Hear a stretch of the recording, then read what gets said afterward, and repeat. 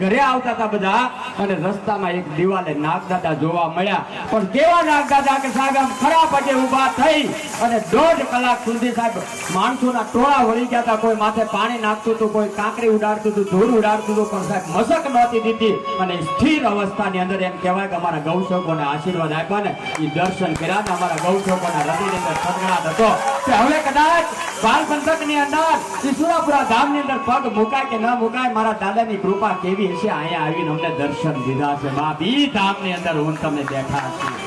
વિચાર તો કરો, એક કલ્પના તમને ક્યાં લઈ જાય, એક તમારી સાચી શ્રદ્ધા તમને ક્યાં લઈ જાય. આ એવા ગૌસેવકો છે કે આજે તમને આનો પરિચય કરાવી દઉં કે તમને એમ થશે કે ધન છે એની જનેતાને.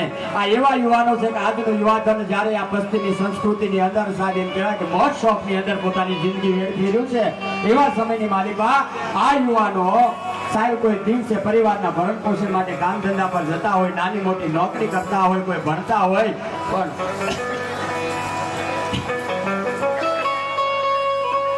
રાત્રે માં ગવત્રીને બચાવવા માટે, માનવ સેવા માટે ભજન ધૂન કીર્તન ની અંદર આવે, પોતાની કડતાલ વગાડી પરિશ્રમ કરીને સાહેબ જે કાંઈ રાજીપો આવે ને એમાંથી ગૌલી ગાયનું જતન કરે છે. સાહેબ આ દેશ સંત સુરા અને આ શૂરવીરોની ભૂમિ છે. આ શૂરવીરોની ભૂમિની અંદર સાહેબ આ શૂરવીર ક્યારે થાય?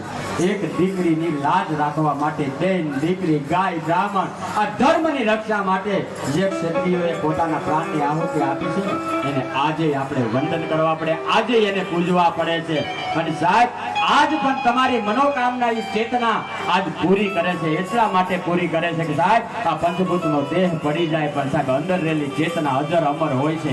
આ ચેતના કામ કરતી હોય છે. એકવાર જોરદાર તાળીથી ભોળિયા ધામને વધાવો મારો બાપ. આ જી ધામના ભોળે બેઠા છે. આ ગૌસેવકો આવા ભજન ધૂન કીર્તન કરે, 1 રૂપિયાનો ચાર્જ ન લે અને ધૂન દરમિયાન જે કાંઈ લક્ષ્મી પ્રાપ્ત થાય ને એ